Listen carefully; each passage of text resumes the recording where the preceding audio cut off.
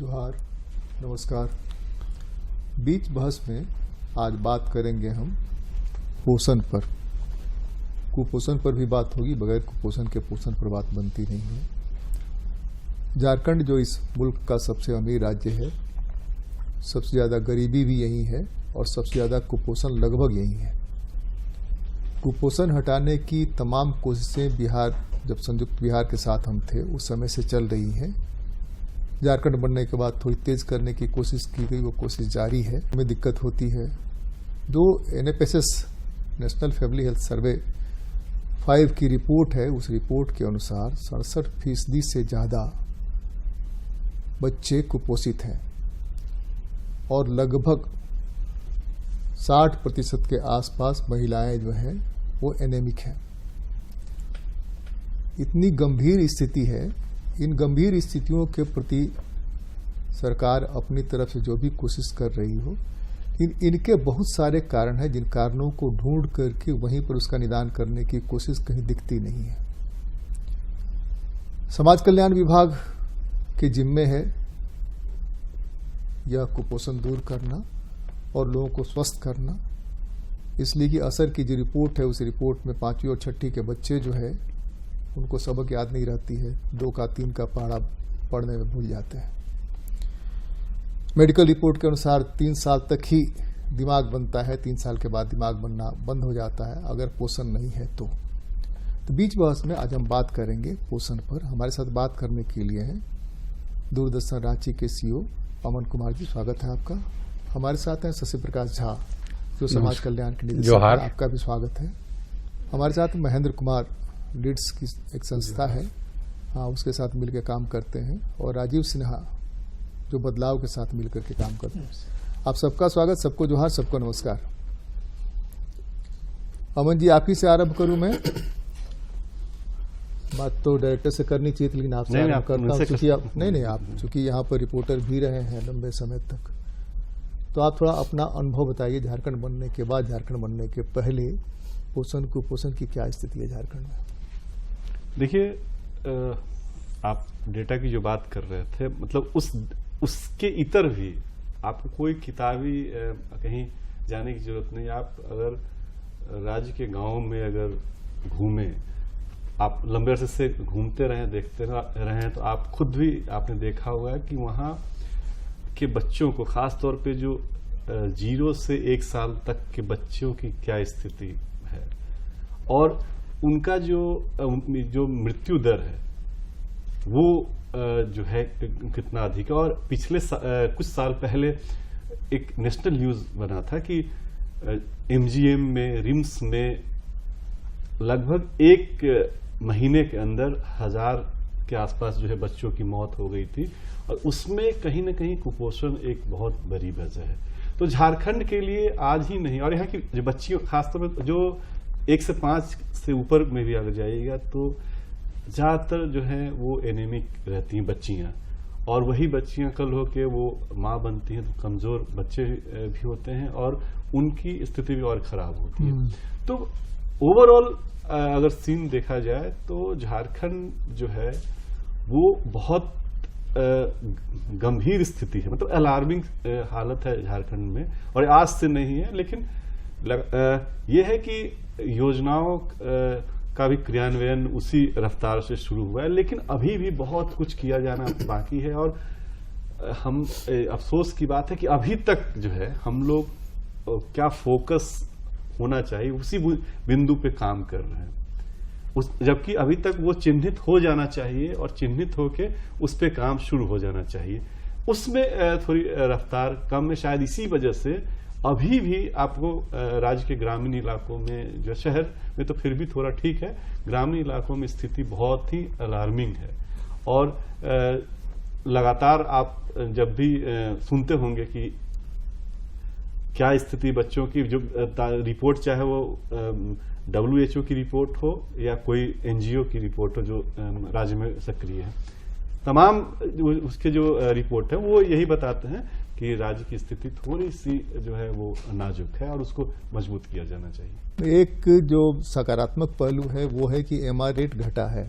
ये जो NFHS 5 ही है उसमें MR रेट घटा है। शशि प्रकाश जी, आपके साथ मैं जुड़ता हूं। आपको इसके पूर्व दूसरी सेवा में आप रहे होंगे, अलग अलग पोस्ट पर रहे होंगे। आपको क्या लगता है पोषण कुपोषण के कारण क्या है, क्यों कुपोषण है यहाँ पर? इसमें अगर सबसे पहले हम देखें तो जागरूकता, ये एक बहुत बड़ा बिंदु है। वो पहचान नहीं पाते हैं कि कुपोषण है कि नहीं है, पहचान ही नहीं पाते हैं।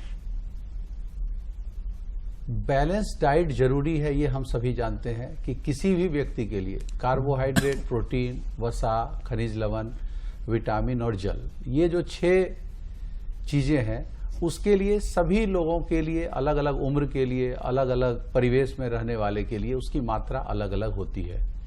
अगर ये मात्रा कम हो या अधिक हो तो दोनों ही केस में लोग कुपोषित हो जाते हैं।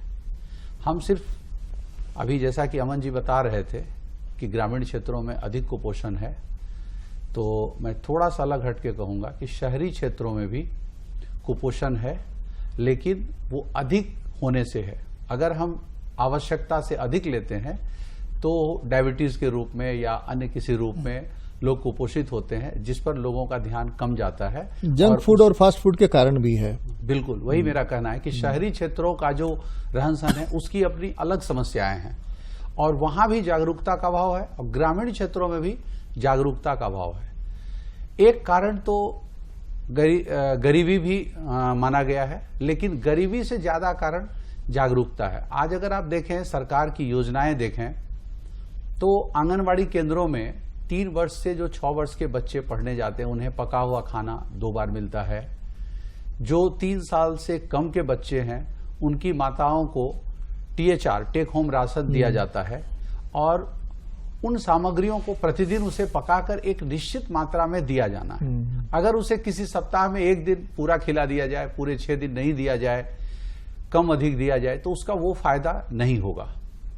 तो एक यहाँ पे ये जानकारी है। दूसरा कि अगर उनके क्षेत्र में जो चीजें हैं जिसमें आयरन होता है, जैसे आप मुनगा के पत्ते को ले लें या इस तरह के जितने तमाम पत्ते हैं और सब्जियां हैं, फूल हैं, फल हैं, ये सभी प्रकृति ने हमें दिए हैं। और 2-3 चीजें जानने की जरूरत है कि जो फल या फूल जिस क्षेत्र में होता है उस क्षेत्र के लोगों के आवश्यकता के अनुरूप ही वो पैदा होता है, ऐसा प्रकृति ने बनाया है। और जिस सीजन में जो होता है उसी सीजन में उसकी न्यूट्रिशस वैल्यू भी होती है। हम बार बार चिल्लाते हैं कि टमाटर 100 रुपये किलो हो गए और उसके लिए परेशान हो जाते हैं, जबकि उस समय टमाटर खाने का वो वैल्यू नहीं है जो आप सीजन में 2 रुपये किलो जब टमाटर होता है तब आप खा करके जितना विटामिन सी ले सकते हैं।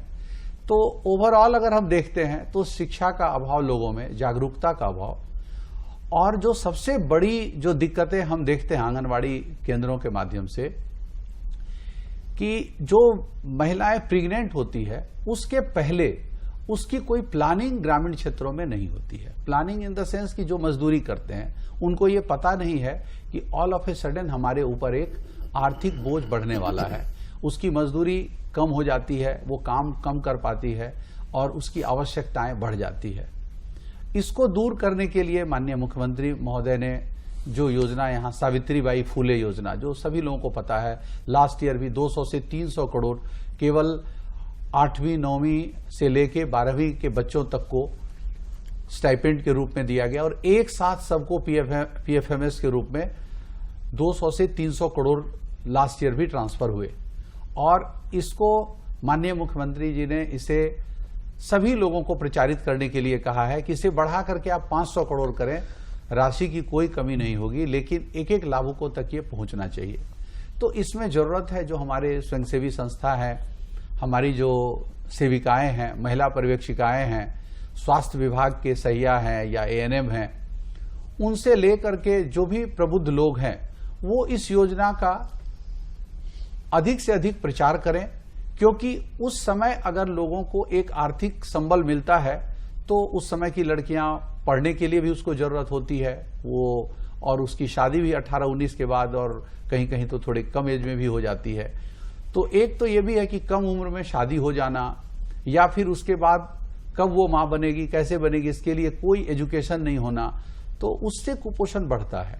दूसरी बात क्या होती है कि माँ हमेशा ध्यान उसका बच्चे पे रहता है, लेकिन 6 महीने तक, यानी जब वो बच्चे को जन्म देती है उसके अगले 6 महीने तक और 9 महीने पूर्व से जो बच्चों का आहार है वो माँ के आहार पर निर्भर करता है, और माँ उतना इसको सीरियसली नहीं लेती है कि ये हमारे खाना पर ही हमारे बच्चे का खाना निर्भर है। तो उससे भी सारा पौष्टिक आहार लेना चाहिए, जैसा कि हमने पहले कहा कि कार्बोहाइड्रेट प्रोटीन का जो प्रॉपर रेशियो है उस रेशियो में उसको खाना मिलना चाहिए। और यही कारण है कि सरकार प्रतिबद्ध है और हर साल जो हमारे 38,000 से अधिक आंगनबाड़ी केंद्र है, 38,400 आंगनबाड़ी केंद्र कार्यरत हैं राज्य में, सभी केंद्र पे THR भी नियमित वितरण होता है, हर महीने पैकिंग के साथ वितरण होता है। अभी पोषण माह चल रहा है सितंबर में, मैंने इसकी शुरुआत उलीहातू गांव जाकर के की थी, जैसे मैंने योगदान दिया, और वहीं मैं सबसे पहले जाके आंगनबाड़ी केंद्रों को देखा, तो मुझे ये सारी बातें पता चली कि लोग बहुत सीरियस उसके प्रति नहीं होते हैं। तो दूसरा जो हमने देखा कि जहां THR बनता है, मैंने उसको भी जाके देखा, इतना हाइजेनिक तरीके से वो बनाया जाता है, लेकिन जरूरत है कि उस दलिया को उपयोग करने की। तो उपयोग लोग उतना नहीं करते हैं जितना उसको टाइमली करना चाहिए। जैसे स्कूप दिया होता है कि 1 चम्मच से आप उसको प्रतिदिन 2 चम्मच देना है कि 4 चम्मच देना है, अलग अलग एज के लिए है, तो उसको उस रूप में अगर वो उपयोग करे, क्योंकि ये तो एडिशनल फूड है जो वो घर में खाते हैं, उसके अलावा उसे दिया जाता है ताकि उसे कुछ फैट भी मिले, उसमें प्रोटीन भी रहता है, सॉल्ट भी रहता है, शुगर भी रहता है। तो जिस एज ग्रुप के लिए जो जरूरत है उसे मेडिकली उस तरीके से बनाया गया है। और दूसरा जो हेल्थ डिपार्टमेंट का जो सहयोग हो रहा है ये इसमें बहुत अभी मदद कर रहा है। जैसा कि अभी MMR की जो बात की है, ये इसलिए घटा है क्योंकि स्वास्थ्य विभाग इस राज्य में पिछले 3 साल में जो हम देख रहे हैं वो इतनी खास करके कोरोना पीरियड के बाद से लोग काफी जागरूक हुए हैं, और उसी समय से जो स्वास्थ्य व्यवस्था है वो काफी मजबूत हुई। अगर आप किसी सदर अस्पताल जाके देखें जिसमें कि कुपोषित बच्चों को रखा जाता है स्पेशल केयर में, तो ये सारे हॉस्पिटल्स में अवेलेबल हैं। मैंने भी रामगढ़ जाके देखा था सदर अस्पताल में कि प्रतिदिन उसमें 10 से 15 बच्चे तो नियमित रूप से उसमें केयर में रहते हैं और उनको उसी हिसाब से शशि प्रकाश जी, एक तो आपको मैं बताऊं, आपके पास आंकड़े ज्यादा होंगे क्योंकि आप निदेशक हैं वहां पर, कि लगभग 3 लाख से ज्यादा बच्चे अति कुपोषित हैं। और आप जिस डाइट की सप्लीमेंट्री में देने की बात कर रहे हैं, हमारे यहाँ जो कल्चर है उस कल्चर में भोजन के साथ वो चीजें कैसे जुड़ें। जो हम सामान्य भोजन करते हैं, भोजन में ही इतना आयरन हो, इतना कार्बोहाइड्रेट हो, इतने विटामिन्स हो, वो जुड़े। नहीं, इसके लिए मैं आ रहा हूँ, फोर्टिफाइड राइस जो है, मैं आ रहा हूँ, आपके पास आ रहा हूँ जी। दूसरी बात ये कि हाथ धोना है। आंगनबाड़ी में जिस ढंग से खिलाया जाता है, कभी आप वहां जाकर के औचक देखिए।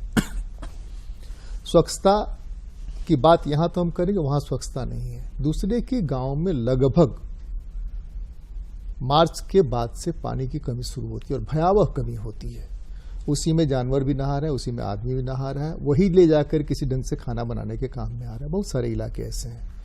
पानी अगर साफ नहीं मिलेगा और साफ हाथ धो करके नहीं खाना खाएंगे तो बहुत सारे बैक्टीरिया जाएंगे, जो बैक्टीरिया आपके तमाम कार्बोहाइड्रेट को ये क्या नाम है विटामिन को खा जाएंगे, पेट खराब रहेगा, कभी आप दुरुस्त नहीं होइएगा।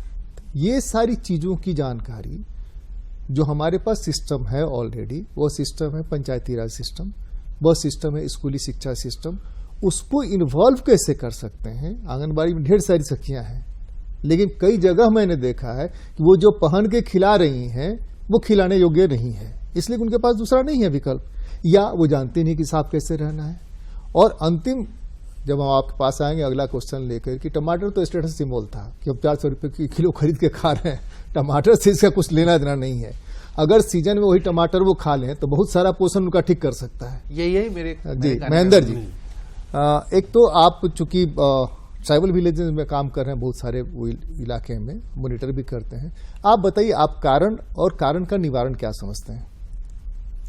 जी सर ने अभी बहुत अच्छी बात कही है कि ये प्रकृति का विधान है कि जिस अवस्था में या जिस भौगोलिक स्थिति में जो लोग रहते हैं, प्रकृति ने पोषण के सारे विकल्पों को मुफ्त में दिया है।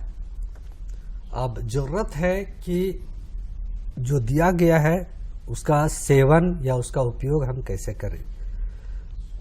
हम यदि 20 साल पहले की बात करें, जब इतने सारे विकल्प हमारे पोषण के नहीं थे, तो लोग पूरी तरह से प्राकृतिक पर और प्राकृतिक से उपजे, चाहे अन्न के रूप में हो, दलहन के रूप में हो, तेल हो या जड़ी हो, फल फूल जो भी हो, उसका सेवन से ही तंदुरुस्त रहते थे और पोषित रहते थे।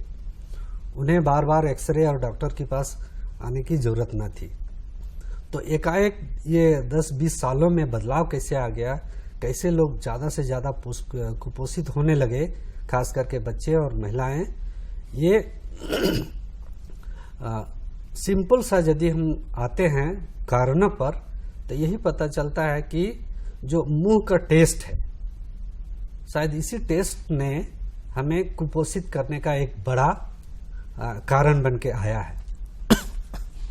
चूंकि हम संस्था से बिलोंग करते हैं, मेरी आपत्ति है, लेकिन आपके इस बात पर मेरी आपत्ति है। आदमी वही खाता है, और बताया भी गया है, जो मुंह को अच्छा लगे। हाँ, तो बाकी पोषित चीजें तब आदमी खाता है तो जब पता चलता है कि इसमें पोषण है। जब करेला हरा थोड़ा सा मैं इनको सुधार करना चाहूंगा। इन्होंने जो कहा कि टेस्ट की बात है, हमारे साथ सबसे बड़ी दिक्कत है कि हमारी जो अपनी चीज है उसको हम भूलते हैं। बिल्कुल बिल्कुल। और दूसरे को कॉपी करते बिल्कुल। हैं। और जब भी कॉपी करेंगे तो ये दिक्कतें आएंगी। आज भी मैं देखता हूं कि अगर गांव में पनीर खाने की बात होती है तो मुझे आश्चर्य लगता है कि आज से 10 साल पहले पनीर गांव के प्रचलन में नहीं था। पनीर का नामों नहीं जानता था रसगुल्ला। जो पनीर आज बन रहा है वो लोगों को कितना कुपोषित कर रहा है। बिल्कुल। ये जहां पनीर बनता है अगर वो देखें या फिर समझ में आएगा कि कितने अच्छे पनीर लोग खा रहे हैं। जबकि हमारे यहाँ जो सब्जियां हैं वो बच्चों में खाने की आदत जो जा रही है, उसके पीछे मैं तो ये कहूंगा कि या तो उनके माता पिता के कारण, या अपने परिवेश के कारण, या कहीं दूसरे को जिसे वो अपने से अच्छा समझते हैं उसे जो खाना देखते हैं कि वो पिज्जा खा लें कि चाउमीन खा लें। और ये अब एकदम आप जो कह रहे हैं, मतलब गांव लेवल तक ये पहुंच चुका है कि बाजारों में लोग चाउमीन खाते हैं और जो मोटे अनाज हैं उसको छोड़ते जा रहे हैं। इसमें एक और इसमें ऐड ऑन करना होगा सर, कि आप महेंद्र जी का कहना है कि टेस्ट की वजह से ऐसा हो रहा है। सर ने कहा कि नए जो है भोज्य पदार्थ जो आ गए हैं उसको अपना रहे हैं, लेकिन कॉपी कर रहे हैं। लेकिन इसमें यह है कि जैसे झारखंड जैसे राज्य में कहा जाता है कि इसका जो फूड की जो स्थिति है, मतलब जो इसका खान पान का है, वो भी कहीं ना कहीं जो है एक कारण, क्योंकि यहाँ दाल जो है वो परंपरागत रूप से दाल का विकल्प यहाँ था ना, मिलेट्स खाते थे। मिलेट्स गायब हो गया। जो मिलेट्स चला गया, मिलेट्स गायब हो गया, मिलेट्स यहाँ से एक तरह से चला गया। अगर आप देखें तो आज के डेट में जो झारखंड में जितना पानी हो रहा है, आप अगर 2 प्रमंडल को देख लें, पिछले 2-3 साल से मैं देख रहा हूं कि संथाल परगना और पलामू, खास करके वहां इतना कम पानी होता है। और इन दोनों प्रमंडल में पूर्व से ही वहां पर मोटे अनाज की खेती होती थी। रही बात दलहन की, तो आज गढ़वा पलामू में इतनी अच्छी दाल हो रही है जो कि आप यहाँ से लोग दिल्ली ले जा रहे हैं, लेकिन यहाँ खा नहीं, लेकिन उसको लोग अपना नहीं रहे हैं। सब्जी वहां आ रहे हैं, उस जगह पर हम आ रहे हैं। राजीव जी, आपको क्या लगता है, आप जिन इलाकों में घूमे, आप जितना पोषण के बारे में लोगों के बीच में काम किया, आपको क्या लगता है क्यों कुपोषण है? एक तो कहावत है गांव में, हाथ गोड़ सुतनी पेट नदकोला, मतलब कि वो कुपोषित है, पेट निकल गया है, हाथ पैर पतला है, तो वो साफ कुपोषित है। तो माएँ ये समझ नहीं पाती, या समझने के बावजूद समझना नहीं चाहती हैं, इसलिए कि उसको दूर करने के उनके पास उपाय नहीं है, ओझा गुनी और झाड़ फूंक के। क्या लगता है आपको? जैसे पूर्व में निदेशक सर ने और बाकी लोगों ने कहा कि एक तो साक्षरता की कमी या ज्ञानता की कमी, जो अवेयरनेस है वो तो है। इसके अलावा जो है ना, ये पूरे कुपोषण का कुचक्र में आप जब देखेंगे, एक बहुत बड़ा जो हम लोग नहीं देख पा रहे, जिसमें लोग चर्चा इनडायरेक्ट रूप में कर रहे हैं, वो ये है कि हमारा खान पान का पूरा जो कल्चर है वो मार्केट से लिंक हो गया है। और मार्केट में आपके पास जो अवेलेबल है, जो चीज पुश की जा रही है, वो हमारे घर में, हमारे खाने में आ रहा है। जैसे आपने अभी चर्चा किया कि हमारा संथाल परगना में हमारा बदलाव फाउंडेशन का जो काम हो रहा है, वहाँ पे ट्राइबल्स और पीबीटीजीज है, वो मिलेट्स पहले उपजाते थे और खाते थे। आज की डेट पे बहुत कम लोग हैं जो मिलेट्स को उपजा रहे हैं, और हम लोग ये कोशिश कर रहे हैं, उनको प्रमोट कर रहे हैं कि आप मिलेट्स और जैसे कि ज्वार, बाजरा या जो रागी है, और उसके अलावा कुछ ऐसे दाल हैं या बीज हैं, लोकल सीड्स जो पहले वहाँ उगाए जाते थे, उनको आप उगाएं भी और खुद भी कंजम्पशन करें, और हम लोग मार्केट लिंकेजेस भी कर रहे हैं कि वो बिके। जैसे मैं उदाहरण के तौर पर कहूँगा बरबट्टी का जो बीज है वो हम लोग काफ़ी पौष्टिक उसमें होता है, और संथाल परगना में काफ़ी होने का स्कोप है, और वो पहले किया जाता था, अब वहाँ से वो खत्म होता जा रहा है। तो एक तो कहीं ना कहीं बरबट्टी तो अभी भी है जी पहाड़ पर बरबट्टी लोग उगाते हैं, लेकिन अब खाते नहीं, बेचते हैं। हाँ, ज्यादा इसलिए कि आपने मार्केट लिंक कर दिया, तो उस पैसे से वो मोबाइल भी खरीदेंगे, उस पैसे से सिम भी भराएंगे, उस पैसे से रिचार्ज भी कराएंगे, और अपना जो भी ये कुरकुरे खाना है या चिप्स खाना है वो भी खाएंगे और खिलाएंगे बच्चों को। ये गड़बड़ है ना। लेकिन मार्केट लिंक होने की खतरा है ना। लेकिन हम लोग ये कोशिश कर रहे हैं कि सीड बैंक हो, और लोग जो है पहले अपना जो जरूरत का है वो रख ले, उसके ऊपर का जो है उसको मार्केट में वो करके बेचे। दूसरा एक ये भी कि जैसा आप शुरू में आपने भी कहा था कि बाल विवाह जो अर्ली जो मैरिज का जो इशू है, मैं नहीं मानता व्यक्तिगत रूप से, आप अपनी बात कहिए, बाल विवाह को कहीं मैं दोषी नहीं मानता। उसके बहुत सारे फैक्टर हैं, यहाँ बात करेंगे थोड़ा सा ये हो जाएगा, इस पे खत्म हो जाए। इसलिए कि बाल विवाह करने की उसकी अपनी मजबूरी है, लड़का नहीं मिलता है उसको। जी बिल्कुल। लड़का अगर जॉब में जाए, पढ़ने लिखने वाला हो, वो हर जाति की अपनी मजबूरी है, उसी में पूरा का पूरा स्ट्रक्चर उसका बना हुआ है। कौन उसको वो करेगा? कई बार प्रोग्राम में हम गए हुए हैं, वहां हमने पूछा कि आप बताइए लड़के की शादी कराइएगा, लड़के की शादी कराइएगा, सबकी चुप्पी है। अगर एक खास एज के बाद लड़का लड़की हो जाए, कहना बहुत आसान है, लेकिन उसका ओरिएंटेशन बनाना उस लायक कि समाज उसको एक्सेप्ट करे, ये बहुत जरूरी है ना। तो वो कुपोषण का कारण नहीं है। हमने एक नया सिरे से जोड़ दिया कि चलो बेटा तुमको हम यहाँ फंसाते हैं, तुम यहाँ भी आकर के हमारे साथ रहो। नहीं, ये जुड़ा हुआ है। मैं एक पॉइंट रखना चाहूंगा, जुड़ा हुआ ये है, बन जाती है, बच्चे वाला में जुड़ता है। एक आप ये भी देखें कि हमारा जितना भी कार्यक्रम चल रहा है सरकार के तरफ से, सिविल सोसाइटीज के तरफ से, हम ध्यान दे रहे हैं 0 से 6 साल के बच्चों के ऊपर, हम ध्यान दे रहे हैं प्रेग्नेंट मदर और लैक्टेटिंग मदर्स के न्यूट्रिशन पे। लेकिन उस बीच में जो हमारे एडोलेसेंट्स हैं 8 साल से 12 साल, 13 साल, 14 साल, उनका हम सिर्फ आयरन, फॉलिक एसिड मतलब की जो दवाई देने के अलावा, लेकिन उनके पोषण पे कितना काम हुआ जितना आप कंपेरिजन कर रहे हैं उसको। भाई अभी अब मिड डे मील दे रहे हैं, हर घर में अनाज मिड डे मील के अलावा अभी जो हमने जिक्र किया सावित्रीबाई फुले योजना, वो स्पेशली उसी के लिए है कि एडोलेसेंट का जो 8 से 12 के बीच में जो पढ़ाई कर रही हैं या नहीं भी पढ़ रही हो, उसको दूसरे स्कीम से जोड़ा जा रहा है, तो उन बच्चियों पर भी विशेष ध्यान खास करके इस 3 साल में दिया गया। क्योंकि जो आपने रीजन चॉकआउट किया उसको बाकी लोगों ने कहा कि अगर किशोरी बालिका पे ध्यान नहीं दिया जाएगा तो एक कमजोर मां बनेगी, और उस पर समाज का ध्यान कम जाता था। लेकिन अब सरकार भी उस ओर ध्यान दे रही है और इसको और सशक्त किया जा रहा है। मैंने कहा ना कि मैं बिल्कुल मैं आपसे बात से सहमत हूँ कि ये, लेकिन ये अभी हम कुपोषण आप देखें, हमारा जो आईसीटी स्कीम भी 1975 से चला आ रहा था, लेकिन ये सावित्रीबाई फुले स्कीम या इस तरह के जो भी अभी आया है, तो आप उस अंतराल में देखेंगे तो ये चक्र को तो जो तोड़ना है इसमें समय लगेगा और इसमें इस तरह के और इनिशिएटिव्स और फोकस लाने की जरूरत है। चलिए जहाँ तक सर आपने थोड़ा बात कर लें, जी जरूरी है बात करना, चूंकि मेरा मकसद ये था कि जैसे जो आपने कह दिया कि हमने अपने कार्यक्रम के दौरान में एक ऐसा विकल्प लाने का कोशिश किया कि वो जो कम्युनिटी हैं, जो माताएं हैं, वो सेल्फ डिपेंड हो, अपने घर में बनाए पोषण और वहाँ के संसाधनों से। नहीं, हमारा जो मिलेट तो है, स्वाद तो है उसमें, हर मिलेट का अलग अलग स्वाद है, अलग अलग बढ़िया स्वाद है जी, तो लेकिन कुरकुरे ने स्वाद पकड़ लिया। हाँ, वही मेरा कहना था, हमारे तीखेपन के स्वाद पकड़ लिया तो टेस्ट, ये लहसुन और मिर्चा का चटनी है उसके साथ मिला के मिलेट को जोड़ सकते हैं। हाँ, मछली छोटी वाली मछली मिला के जोड़ सकते हैं। चूंकि रेडीमेड में लोग चले गए और रेडीमेड का टेस्ट ये कर लिए, तो हमारा जो विकल्प है, अच्छा ये मड़ुआ का रोटी, जैसे बनगांव बाजार में हम लोगों ने ट्राई भी किया और ऑलरेडी वहां पर प्रैक्टिस है। वेस्ट सिंहभूम का एक ब्लॉक है, तो वहां पे तरह तरह का ढकना, पुआ, रोटी, छिलका ये सब मिलती है। तो उसमें हमने जो मल्टीग्रेन का कॉन्सेप्ट लाके भाई इसको भी रखा जाए, इसको भी टेस्ट करा जाए, तो काफी अच्छा रहा, प्रचलित रहा। तो लेकिन हम लोग को लगा कि ये तो बाजार का दिन है, एक दिन लोग खाएंगे, इसको रेगुलर कैसे खाएं। तो जो एक मेन कंपोनेंट है आंगनबाड़ी सेंटर का, स्वस्थ शिक्षा, हम लोग ज्यादातर फोकस कर देते हैं इम्यूनाइजेशन पर, THR पर और बच्चों का, छोटे बच्चों का एजुकेशन पर। लेकिन रेगुलर वे में स्वस्थ शिक्षा वाली जो बात है, हमने जो आंगनबाड़ी केंद्र के जो सेविकाएं हैं उनको ट्रेंड किया और इस पर फोकस लाने का कि जो भी माताएं आती हैं THR लेके चली जाती हैं और उनका आपसी मीटिंग कहीं कहीं पर होता है, कहीं नहीं भी होता है, केवल इम्यूनाइजेशन के दिन आएंगे और THR के दिन आएंगे। तो हमने बल दिया कि स्वस्थ शिक्षा जरूरी है और खास करके माताओं के लिए।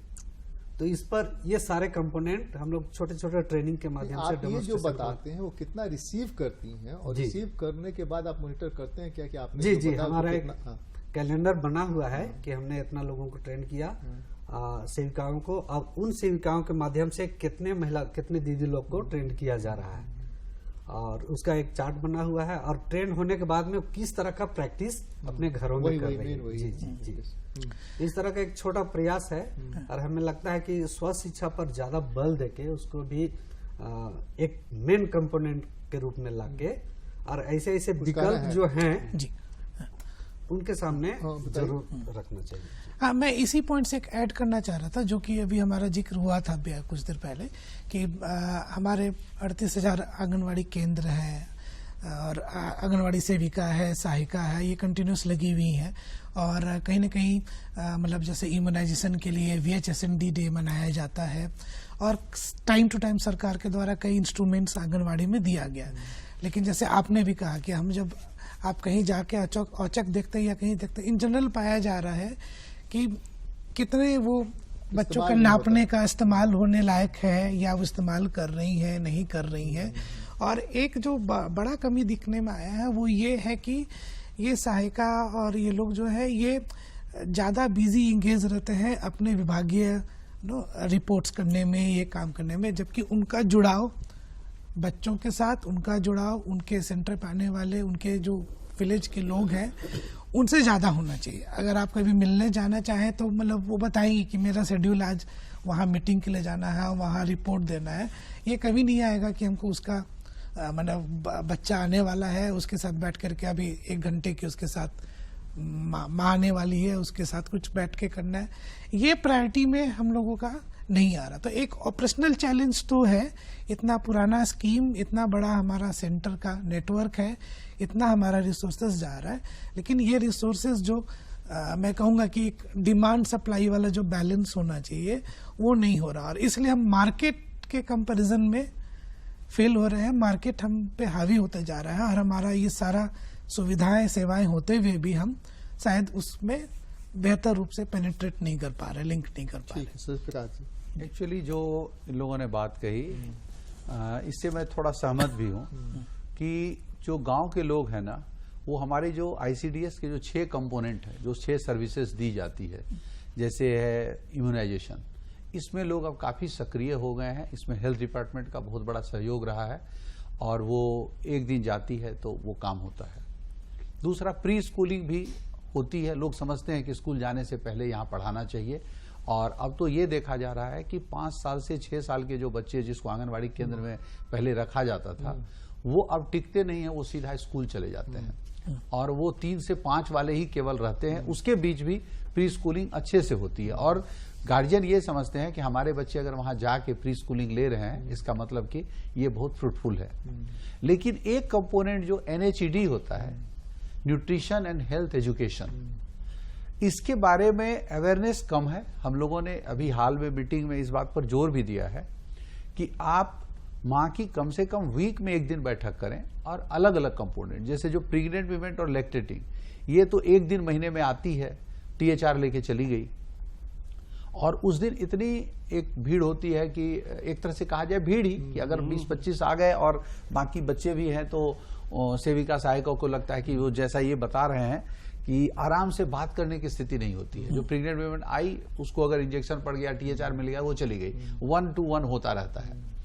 लेकिन होना ये चाहिए कि वो एक साथ बैठें, आपस में बात करें, अपनी समस्याओं को बताएं और उसके पॉजिटिव निगेटिव सारी बातों को कहें। खास करके जब प्रेग्नेंट लैक्टेटिंग दोनों हैं तो लैक्टेटिंग जो है वो अपने पहले के अनुभव को बता सकती है कि हमें क्या दिक्कत हुई।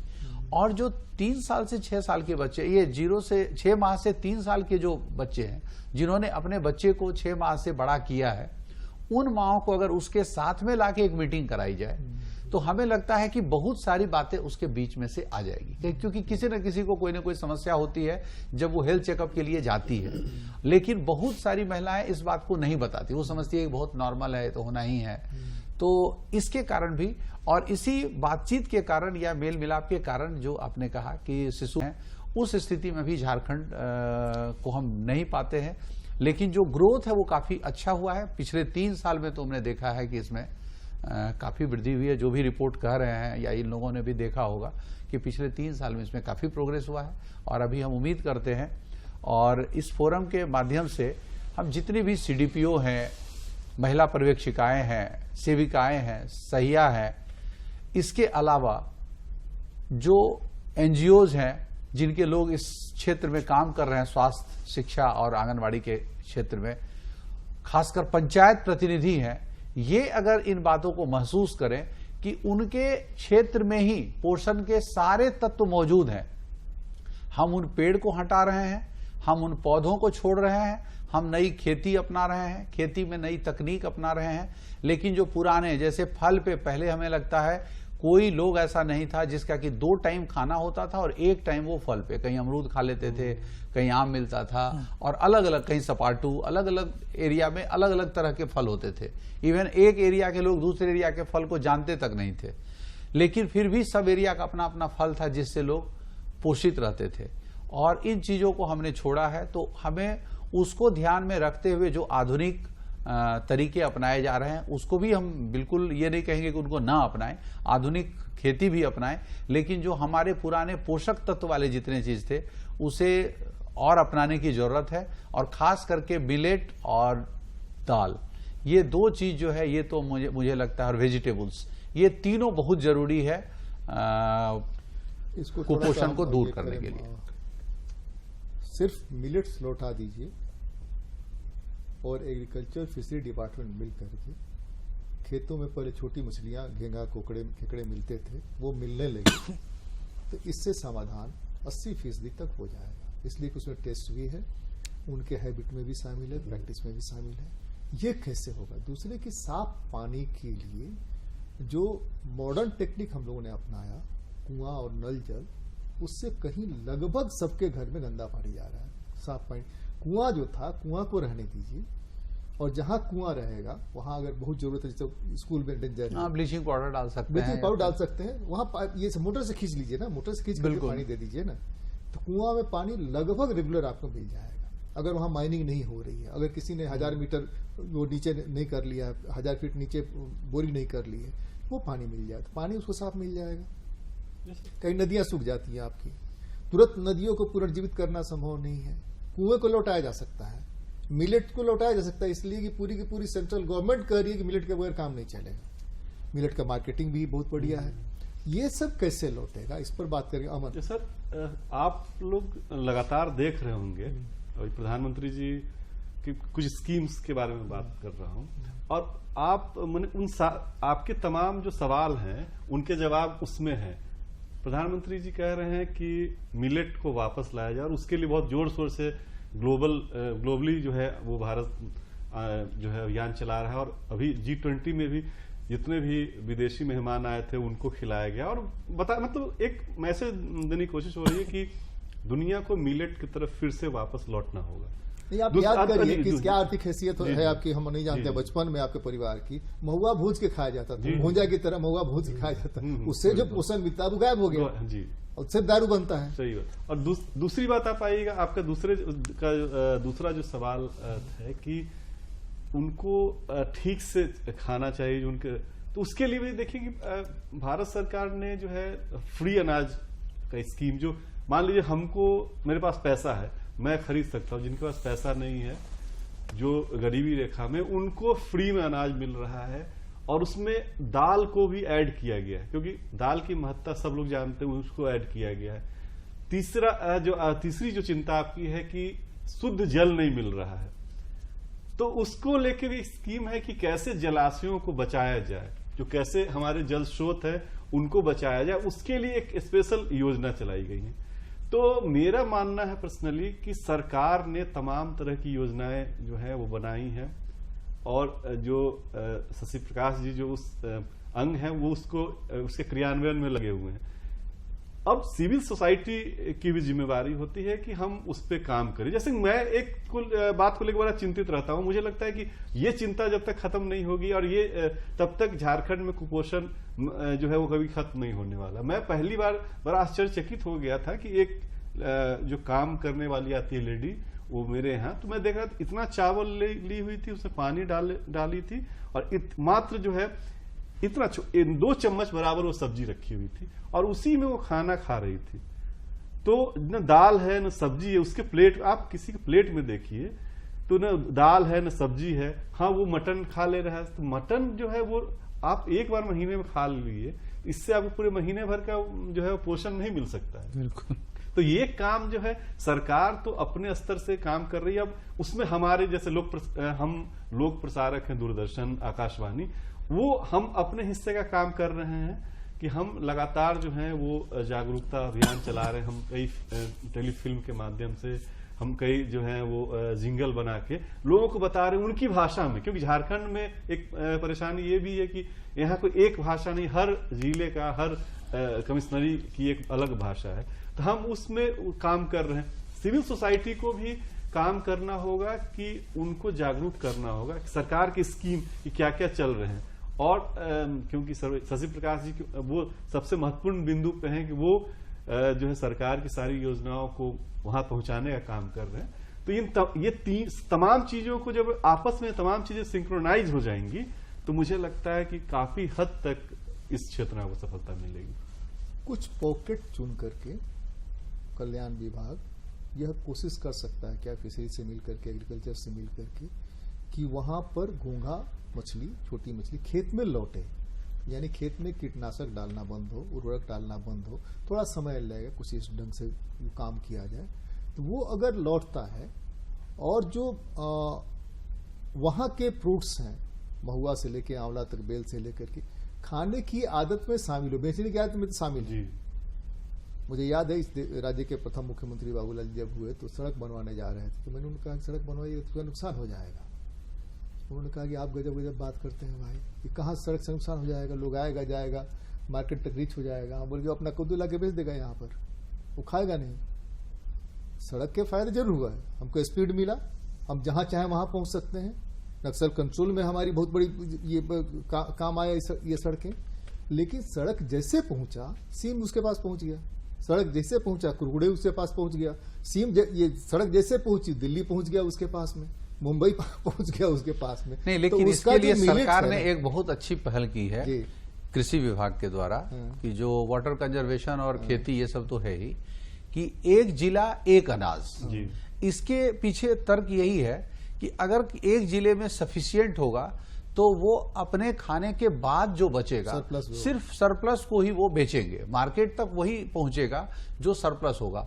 लेकिन फ्रूट प्लांटेशन आज भी इतना कम है झारखंड में, जितना फॉरेस्ट एरिया है, अगर आप देखें तो लंबा लंबा फॉरेस्ट एरिया में आपको अब फल के कोई पेड़ नहीं मिलते हैं, तो मतलब बहुत दूर तक वो नहीं है। तो फ्रूट प्लांटेशन पे बहुत हद तक जो कृषि विभाग का आपका जो हॉर्टिकल्चर है उसमें हो रहा है। लेकिन इसे जंगलों में, सड़क के किनारे अगर तमाम जो खाली जगह मिलता है उसमें अगर हम लोग कोई भी फल हो, आम हो, अमरूद हो, लीची हो, कटहल हो, कटहल जैसे बहुत ज्यादा होता है। देखिए ना पुराना बंदगांव रोड जो है चाईबासा जाने का, चारों तरफ आम लगा हुआ है, दोनों तरफ। आप पलामू जाने के इलाके में निकलिए, भयंकर आम के पेड़ लगे हुए थे, बड़े बड़े पेड़ लगे हुए, धीरे धीरे खत्म हो धीरे धीरे कम हो रहे हैं। जो साइज भी है ना, अगर एक आम का पेड़ कटता है तो हम जो नया 10 छोटा छोटा कलम लगाते हैं वो हाइब्रिड वाले, तो वो 10 भी उसके एक के बराबर पूर्ति नहीं करते हैं। आप अगर नंबर ऑफ फ्रूट्स देखें तो हमें लगता है कि इसको बहुत अधिक बढ़ाने की भी जरूरत है, और इसके दिशा में सरकार बहुत प्रयास भी कर रही है हॉर्टिकल्चर के माध्यम से। और ये जो पोषण चक्र है ना, ये अभी 1 से 30 सितंबर तक चल रहा है। ये स्पेशली है कि इस समय में थोड़ी ज्यादा कठिनाई होती है। सभी धान खेतों में लोग धान लगा लेते हैं, फसल लग जाती है और लोगों के घरों में अनाज कम से कम रहता है। तो ये 1 महीना जो है विशेष ध्यान देने की जरूरत होती है कि इस समय में जो भी हो, गर्भवती महिला हो कि धात्री महिला हो या अन्य जो भी बच्चे हैं, सभी के पोषण पर सरकार भी ध्यान देती है और समाज को भी ध्यान देने की जरूरत है। और सबसे अधिक जरूरत है कि इस पोषण माह के दौरान हम इतना जागरूक करें कि जो भी बातें अभी चर्चा में आई कि उनके आसपास के जो चीजें हैं उनको कैसे वो पहचाने और कैसे वो उसके महत्व को समझ करके उसका उपयोग अधिक से अधिक पूरे साल करें। तो हमारा लगता है कि ये जो पोषण माह है ये सफल होगा।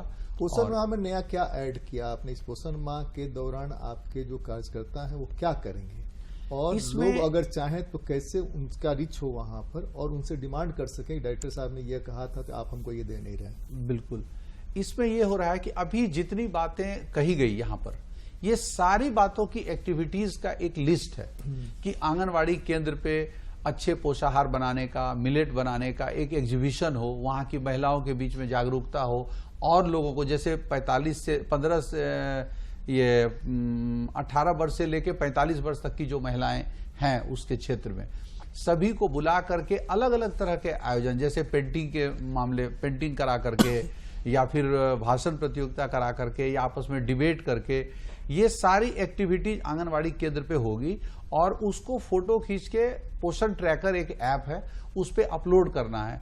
आपको आश्चर्य होगा कि अभी तक 2,60,000 इस तरह के एक्टिविटीज ऐप में हो चुके हैं, लेकिन ये कम है। हमें लगता है जो लक्ष्य दिया गया है, अगर प्रति आंगनवाड़ी केंद्र प्रतिदिन 1 किया जाए तब भी 38,000 के दर से जो हमें 13 दिन में मिलना चाहिए था आज या 12 दिन में मिलना चाहिए था, उसका हमें लगता है कि 60 to 70% अभी हुआ है। यानी जो अभी 2,60,000 हुआ है वो ऑलमोस्ट 4 लाख से ऊपर होना चाहिए था। तो हम कोशिश करेंगे और इस फोरम के माध्यम से हम अपील भी करेंगे सारी आंगनवाड़ी सेविकाओं को कि वो एक्टिविटीज को बढ़ाएं और प्रतिदिन 1 क्यों 2-3 एक्टिविटीज अगर प्रति आंगनवाड़ी केंद्र करें तो हम माह के अंत में लक्ष्य प्राप्त कर सकते हैं। ये भी बताना चाहेंगे कि इस एक्टिविटीज के जरिए हम लोग हर जिले में जो आंगनवाड़ी सेविका काम कर रही है, प्रत्येक जिले से 4 आंगनवाड़ी सेविका को पुरस्कृत करेंगे। उसी तरीके से जो सीडीपीओ अच्छा कार्य करेंगे उनको पुरस्कृत करेंगे। तो सारे लेवल पे ये कार्य हो रहा है ताकि राज्य में ये अच्छे रूप से चले और ये राज्य जो है वो अन्य राज्यों की तुलना में बेहतर कार्य कर सके। और फिर मैं एनएफएचएस की रिपोर्ट में आपको बताता हूं, सबसे ज्यादा खूंटी, रांची, पूर्वी सिंहभूम, गिरिडीह और गोड्डा प्रभावित है, सरायकेला मिलाकर के। इन इलाकों में कुछ स्पेशल आप चला रहे हैं क्या? स्पेशल ड्राइव है क्या इन इलाकों के लिए? नहीं, खूंटी में गया था चूंकि वहां का परफॉर्मेंस उतना अच्छा नहीं था, मतलब उस हिसाब से, तो इसलिए मैं तो वहां तो अभी भी नक्सल वाला भय थोड़ा बना हुआ, ये भी एक कारण ऐसा है। कुछ नहीं है। मैं तो वहां गया था तो कोई कठिनाई नहीं थी और खास करके हम लोगों के लिए कोई कठिनाई नहीं है। और इसमें आंगनवाड़ी या इससे रिलेटेड लोगों के लिए या किसी भी सोशल लोगों के लिए कहीं कोई कठिनाई तो ऐसी नहीं दिखती है। ये इसमें एक चीज जो हमने अभी नया किया है वो मैं बताना चाहूंगा कि मैंने सिस्टम ये अपनाया है कि अगर हमारे 24 जिले हैं तो जिस जिले का परफॉर्मेंस सबसे खराब है उस जिले में मैं जाता हूं, उससे थोड़ा जो मतलब अच्छा है उसमें हमारे एडिशनल डायरेक्टर उस जिले में जाते हैं। यही प्रक्रिया हमने नीचे अपनाने को कही है। सीडीपीओ को हमने कहा है कि जिस सुपरवाइजर का एरिया सबसे कमजोर है उस सुपरवाइजर का जाकर के आप सुपरविजन कीजिए और आप उस पर एक्शन भी लीजिए अगर वो काम नहीं कर रही है।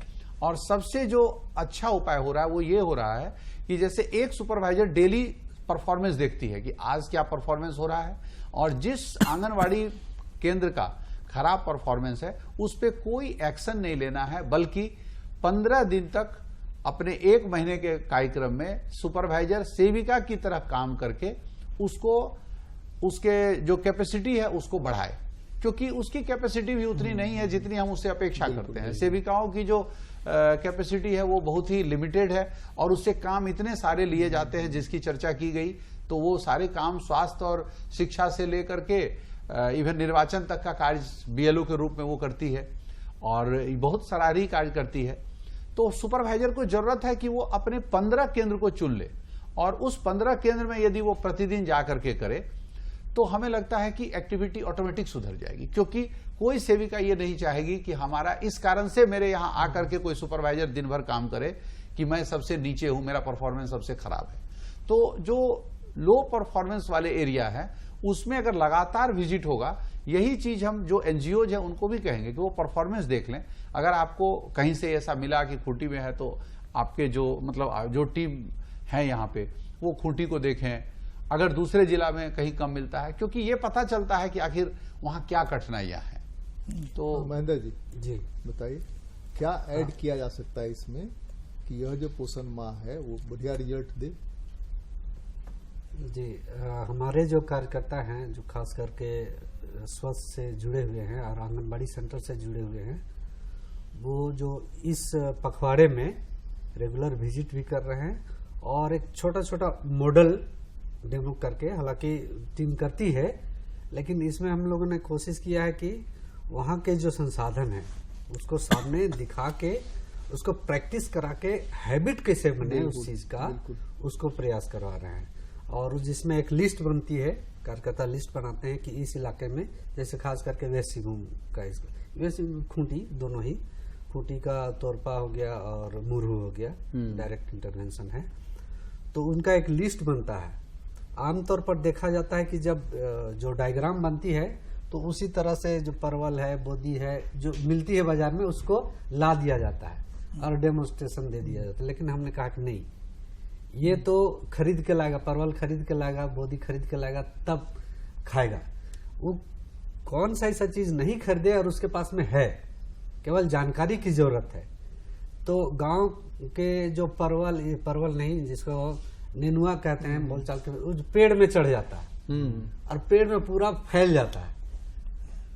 तो वैसे वैसे चीजों को लाके उसको डेमोन्स्ट्रेट करवा रहे हैं ताकि कच्चू का पत्ता लोग खाना भूल रहे हैं। हाँ भूल रहे हैं, तो उसको लगा रहे हैं, गेठी को लगा रहे हैं। तो कंचन पत्ते का तो खास करके आप देखें कि झारखंड और बिहार दोनों जगह ये एक बहुत स्वादिष्ट भोजन के रूप में इसे लिया जाता है। और हमें लगता है कि इस कार्यक्रम के माध्यम से जो सुन रहे होंगे वो भी सोच रहे होंगे कि एक दिन कंचन के पत्ते का जो चक्का बनता है वो हम लोग उपयोग करें। और इसमें कितना रिच, इसके साथ में कितने रिच आयरन उसमें होते हैं। इसके साथ साथ में मुझे लगता सर है एक मुनगा चीज, का पत्ता बिकने लगा। मुनगा का पत्ता तो रांची में, रांची 10 में रुपए बिल्कुल में बिक पत्ता रहा है। बिकने लगा। इसके साथ में ये भी करवा रहे हैं कि पहले भी आपने कहा था स्वच्छता, कि बच्चों का अभी आदत नहीं है हाथ धोने का और इस तरह करने का। तो क्या कर, यूनिसेफ के सहयोग से एक हमने पहल करवाया था कि एक छोटा कंटेनर जिसमें 4 नल लगा दिए थे चारों तरफ से, जहां पर बच्चों को हाथ धोने का प्रैक्टिस करवा रहा था। तो उसको भी साथ में उस बकेट को रख देते हैं ताकि ये तो खा रहे हैं, ये खिला रहे हैं, जानकारी ले रहे हैं, लेकिन हाथ धोने का भी अभ्यास बच्चों में होना चाहिए। तो इस तरह के छोटे छोटे विकल्प, और जो हम लोगों ने होनको बीटा बोल के, होनको मतलब बच्चा होता है और बीटा मतलब विटामिन, होनको बीटा मुंडारी नाम है, तो उसको कैसे तैयार किया जाए और उसमें कौन कौन सा इंग्रेडिएंट है जहां पर लोग खुद से तैयार करें। ठीक है, चीनी महंगा है, घी महंगा है, तो उसको छोड़ दीजिए। जो है मड़ुआ है तो उसी को, मकई है तो उसी को, गेहूं तो अभी मिल ही जाता है, उसको चीनी मिल ही जाता है, उसको इतना काफी है। और घर में जो भी तेल का इस्तेमाल करते हैं बस उसी से भुनिए, कोई जरूरी नहीं कि घी डालना। तो उसका भी डेमोन्स्ट्रेशन देते हैं कि ये पूरा जो अनाज है, सब्जी है, दलहन है, इसको रेगुलर कैसे प्रैक्टिस में लाया जाए, बहुत ही कम खर्चे में, ना के बराबर खर्चे में, घर से उत्पादन करके इसको हम लोग पहल करते हैं। जी। मैं इसी में ऐड करूंगा कि एक मतलब एक जो समस्या आ रहा है वो ये आ रहा है कि हमारे गांव में और हम लोग के घरों में भी, हम आपकी घर की भी बात करें तो इस तरह के ट्रेडिशनल नॉलेज या खाना बनाना कि इसका ऐसा खाना बन सकता है, कटहल का कैसे क्या बन सकता है, कच्चू कैसे बन सकता है, या उसके पत्ते का भी आपने जो जिक्र किया, उस तरीके का ये धीरे धीरे खत्म होते जा रहा है। तो कहीं ना कहीं हमको ये जरूरत है कि हम पंचायती राज और आंगनवाड़ी या हम लोग सब मिल करके, सिविल सोसाइटीज में हम लोगों को सबको आना होगा कि गांव में ऐसे लोग जो उम्र दराज लोग हैं, दादा दादी टाइप के हैं, जिनसे ये कल्चर में था, वो लाने की जरूरत है। और उसको इस तरीके के पोषण माह में शामिल करें कि ये पहले बनता था, गांव में अभी भी उपलब्ध है, ये ऐसे बन सकता है। एक तो ये है। इसके अलावा मैं एक ये भी 2-3 पॉइंट ऐड करना चाहूँगा कि जो जैसा निरीक्षक सर ने कहा कि ये बहुत अच्छा एक मॉडल एग्जाम्पल है कि लेडी सुपरवाइजर जाएंगी और 15 दिन तक एक तरीके का हैंड होल्ड सपोर्ट करेंगी। और हम लोग सिविल सोसाइटीज भी हम लोग कोशिश करते हैं इस तरीके के से काम करने का कि हम हैंड होल्ड सपोर्ट करें उनको ये करके, और ये बहुत अच्छा काम है। इसके साथ में एक और हम लोग को ऐड करने का जरूरत है कि स्कीम्स योजनाएं सरकार जो बनाती है वो लार्जर लेवल पर बनती है, उसमें थोड़ा सा फ्लेक्सिबिलिटी आए, विभाग ऐड करे और लोकल कस्टमाइजेशन उसमें ऐड हो सके कि हम पलामू क्षेत्र के अपनी विशेषताएं हैं वो हमारे आंगनवाड़ी के खाने में या हमारे जो भी चीजें उसमें हो, संथाल का अपना जो प्रैक्टिस है वो उसमें शामिल हो, ये लोकलाइजेशन का है। एक बात मैं और ऐड करना चाहूँगा, जैसा सर ने कह रहे थे कि जो खाने का पैटर्न है कि हमारे घर के हेल्पर को देखा है इतने चावल और सब्जी, इसमें हम लोगों को ये भी देखने की जरूरत है कि आज के दिन पे जो रूटीन हमारा बदलता जा रहा है। अब आप देखें, आप गांव में भी देखें, डेली खेती सुबह 5 बजे उठ करके लोग खेत में चले जा रहे हैं या मजदूरी के लिए चले जा रहे हैं, तो उनके पास उतना समय नहीं है खाना, और वो उस तरह से वो मैनेज करते हैं, सबके घर में इसी तरह से मैनेज होता है। इसमें सबसे ज्यादा जो प्रभावित हो रहे हैं ये छोटे बच्चे, जिनके खाना बन के घर में रखा हुआ है और वो एक तरह से कहें कि वो चावल सिझा करके रख दी गई है, वो बच्चा घूम के फिर के आ रहा है, भूख लग रहा है, खा रहा है, और इसलिए उसमें कुपोषण का लेवल जो है हम लोग कोशिश कर रहे हैं नहीं बढ़ रहा है। तो कहीं ना कहीं हमें लगता है कि सरकार, हम लोग ये देखना चाहिए कि हम लोग आंगनवाड़ी के साथ में क्या क्रेश योजना टाइप का भी कुछ हम लोग लाएं, जहां ऐसे माता पिता जो दोनों काम करने जा रहे हैं, छोटे बच्चे को खास करके वहां रहे और उनका दिन भर का खाना पीना और पढ़ाई और वहां पे उस क्रेश योजना के तहत हो। आप ऐसे मॉडल अलग राज्य में जाके देख सकते हैं जहां ये एविडेंस है कि ये क्रेश मॉडल जो है आंगनवाड़ी के साथ मिलके अच्छा काम कर रहा है और कुपोषण और इस तरीके के इश्यूज को हैंडल कर रहा है। तो ये हम लोग देख सकते हैं। अमन जी, और क्या हो सकता है? देखिए, तमाम लोगों ने तो बड़ा बढ़िया सुझाव दिया, और लेकिन मेरा अपना ये भी मानना है साथ में इन तमाम सुझावों की मैं सराहना करता हूँ, और लेकिन 2 चीज मानना है मेरा कि सरकार अपने स्तर से बहुत सारी योजनाएं चला रही हैं, और आने वाले समय में भी चाहे वो केंद्र सरकार हो या राज्य सरकार हो, उनके पास कई और योजनाएं हैं कि अपने जो नागरिकों को कैसे पौष्टिक भोजन और पोषण वाला जो भोजन है उपलब्ध कराया जाए और उनका जीवन स्तर और बेहतर हो। लेकिन मुझे जो लगता है एज ए रिपोर्टर, जब मैं गांव में घूमता था या अभी मैं देखता हूं जब जाता हूं, तो कि थोड़ा इम्प्लीमेंटेशन लेवल जो है वो और मजबूत किया जाना चाहिए। क्या है कि हमारे बीच कुछ ऐसे बेईमान लोग भी हैं जो सरकार की जो योजनाएं हैं उसका क्रियान्वयन वहां पे ठीक से नहीं करते हैं। जैसे मैं अभी अखबार में एक खबर देख रहा था कि भारत सरकार एक योजना चलाती है वो फ्री अनाज वाला, तो उसमें चतरा जिले में कोई डीलर के पास कोई गरीब आदमी गया अनाज लेने, तो उसने कहा कि उसने 5 किलो कम चावल दिया उसको। जब उसने पूछा कि भाई हर महीने तो तुम इतना देते हो, इस बार 5 किलो कम चावल क्यों है, तो बोला कि इस बार चंद्रयान गया है ना, तो उसमें खर्चा बहुत लगा, इसीलिए कटौती हो गया 5 किलो चावल। मतलब कैसे मौका का फायदा उठाते हैं लोग। तो ऐसे बेईमान लोगों के खिलाफ जो है मतलब सख्त रहना चाहिए। और कुछ हमारे जो है जो भी इम्प्लीमेंटेशन में लगे हुए जो लोग हैं, नीचे के लेवल के भी कुछ लोग हैं हमारे ही अगर वो कर्मचारी हैं, तो उन पर भी सख्ती वो बढ़ती जानी चाहिए। इसके अलावा जो है थोड़ा हमको भी प्रयास करना चाहिए कि कैसे अपने आसपास के लोगों को जागरूक करें। टेलीविजन जागरूक कर रहा है, स्वयंसेवी संस्था जागरूक करें, नहीं हर आदमी को। और आपको भी ये सोचना चाहिए कि चलिए आप नया चीज खा रहे हैं, पिज्जा बर्गर और जो तमाम चीजें वो खा रहे हैं, ठीक है, नई चीजों से आपकी दोस्ती हो रही हो, ठीक है, स्वागत है, लेकिन आप ना दोस्त बनाइए। लेकिन माँ बाप को थोड़ी कोई छोड़ देता है। जो माँ बाप को छोड़ केवल दोस्त के चक्कर में रहता है वो बर्बाद हो जाता है। तो मेरा मानना है कि आप जो मूल चीज है उसको जरूर खाइए, जो हमारे मतलब परंपरागत जो भोजन है वो जरूर है। और अपने जो बारी जिसको कहते हैं, घर के आंगन में जो फल फूल का पोषण के चीजों का, उनको ठीक कीजिए। ये खत्म हो रहा है।